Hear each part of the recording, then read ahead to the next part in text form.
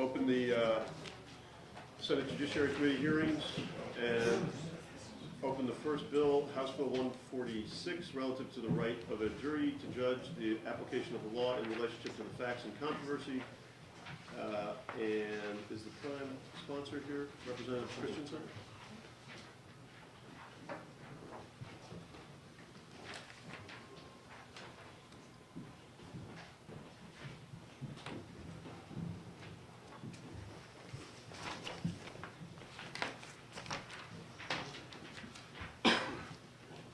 Good afternoon, ladies and gentlemen. Good afternoon. Representative Christensen, District 27, Hudson, Litchfield, and Pelham. This is something that, was sorely needed, and of course, after this Ward Bird issue, that will demonstrate why it is sorely needed. Ward Bird is constitutional rights, Second Amendment rights, right to post and protect his property against trespassers. Along comes a trespasser with a past criminal history and felt threatened, okay, because of the sight of a firearm, which is his constitutional right. The legislature signed a protest, and it was over 100 legislators, and managed to get him out of jail against a criminal threatening. We're talking about constitutional rights in Old English common law, which we all take an oath to uphold, including those who are working for the corporate state, Department of police departments and all that, okay?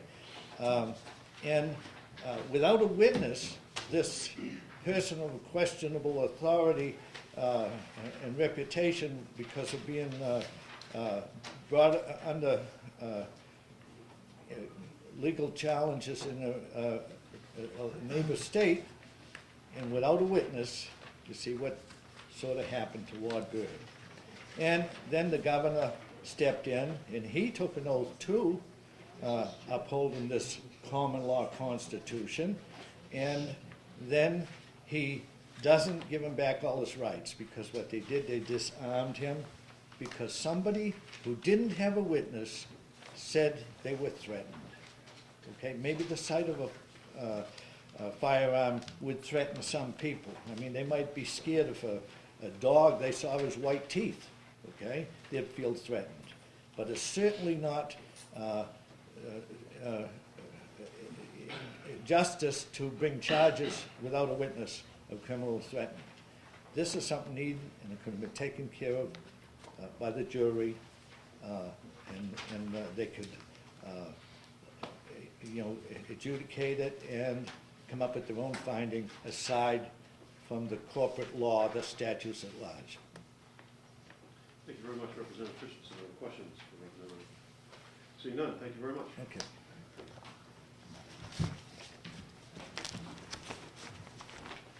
Representative Rowe, Chair of the House Judiciary Committee.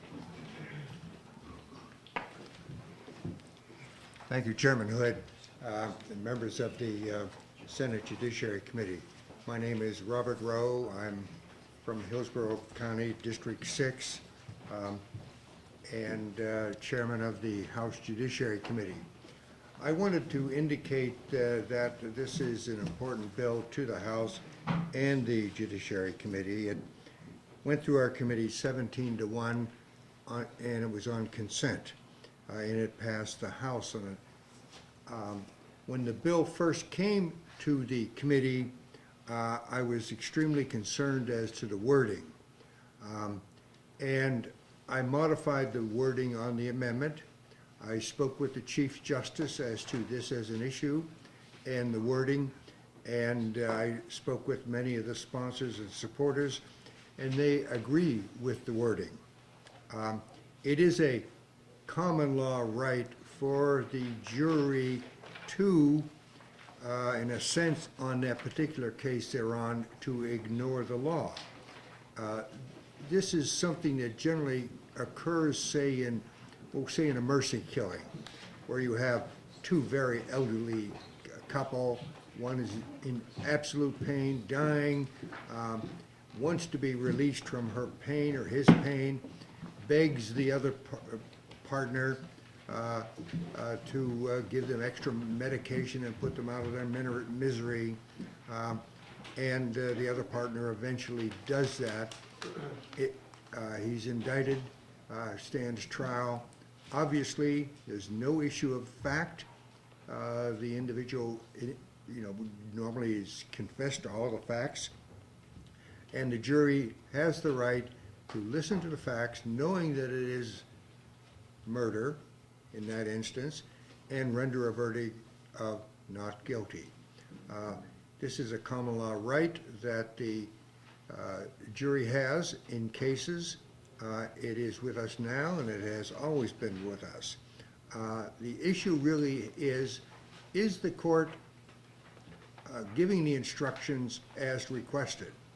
And all this bill does is very tactfully say that it is a right, or at least my amendment is a right, and the court is encouraged to give the jury instruction. I think it's a very reasonable request. It also is a important platform issue on the Republican Party. And Chairman Hood would welcome you to the parties. So I encourage you, if you would, to pass it. I thank you. I appreciate your testimony, Chairman Rowe, and your invitation. I do have a question. Thank you for your testimony, Representative Rowe.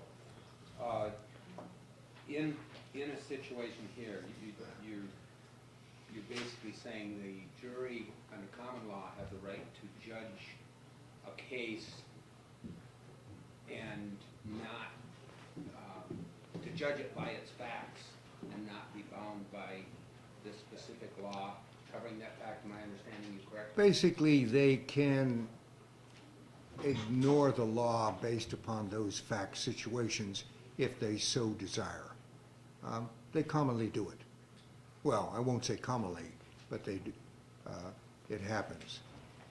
Normally, the jury is instructed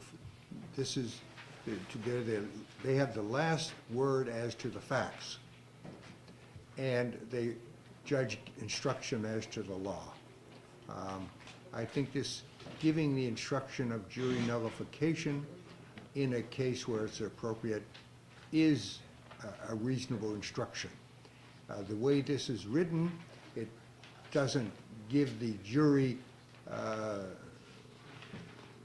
generally the authority to ignore laws in every case. Well, it is on a case-by-case basis. Yes, please. Could this result, and I understand that the case you gave is a very good example, could this result in what I would loosely refer to as an activist jury that would choose to interpret the law rather than judge according to the law? I don't think so. You're concerned that if this instruction is given, the jury may feel that they can, in every instance, ignore the law, ignore the facts, and do whatever they want. I guess not necessarily ignore the facts, but if they don't like what the law says, that they could then rule contrary to the law because they believe it should be done differently. Yes, I wouldn't call it activist jury. It happens quite often. For example, mercy killing is an example where they accept the facts, but they ignore the law. The jury has that authority. All this says is they have this power, it is given to them in the instructions. I don't think that it would disrupt the jury process. I don't think it would cause an activist jury. It is merely instructing them as to what the law is, and I think they should be informed as to what the common law is. Yes. In the opening, the Ward Bird case was mentioned. Again, just for my clarification, because I've heard the term before, but the concept is somewhat new to me. How would this have been applied in that case? I haven't the foggiest idea. Okay. Thank you very much, Representative Rowe. Oh, I'm sorry. Would Yeah. you take another question? Yes. I'm just looking, what is the, you had said you were concerned about the wording. What is the, just trying to see where the changes are in the amendment. The original. Well, the amendment is totally rewritten from the original bill. I felt that the original bill was harsh, excessive, forcing, forcing the court to go too far. Trying to find it here.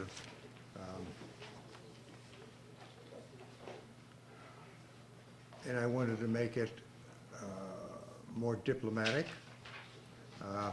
rather than stepping over the separation of powers, in my opinion, which I felt that the original bill did. All right, thank you. Thank you very much.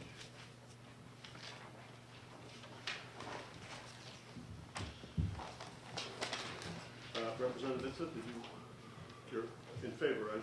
Yes, Speaking, okay. yes. Thank you, Mr. Chairman, honorable members of the committee. For the record, I'm Representative Dan Itza. I represent Rockingham County District 9. As I've been quoted to say, you already have my written testimony, or you should. It's the Constitution of New Hampshire. Part 1, Article 12 concludes with, "Nor are the inhabitants of this state controllable by any other laws than those to which they or their representative body, us, have given their consent." Now, Article 31 empowers us to make laws for the general good. I would suggest, first of all, that when it says "they" in Article 12, it is referring to the right of the people in a jury situation to judge the application of the law or the rightfulness of the law in that specific instance. I would not consider it, we make laws for the general good. That is, they're intended to apply to every instance in which something may occur. But we all know that our laws are fraught with unintended consequences. And jury nullification gives the jury the power to recognize an unintended consequence. For example, when, as was represented by Representative Rowe, in an elderly couple, one spouse provides an extra medication so that the other spouse, so that their spouse may pass on. Or in the Ward Bird case, where the jury could have been presented with where Mr. Bird, displayed his weapon on his property, and the jury could have said, well, yeah, by the letter of the law, he was guilty of this, but we do not believe the law was intended to apply to this specific instance where somebody is simply displaying their weapon to encourage somebody to leave their own property, the displayer's property. It is considered as was said, a common law right of power of juries to nullify a law in a specific instance because they believe the law does not apply. I don't see it as ignoring the law, but as determining whether the law is in fact applicable in that instance. With that, I would be happy to answer any questions. Thank you very much, Representative Vitz. Are there questions? Seeing none, thank you very much. Representative McGuire. Thank you very much, Mr. Chairman and members of the committee. It's a pleasure to be back here. For the record, my name is Dan McGuire. I represent Merrimack County District 8, the towns of Allenstown, Epsom, and Pittsfield. I'm here to talk about the historical background of this concept, this law. And it's really impeccable. I mean, it's the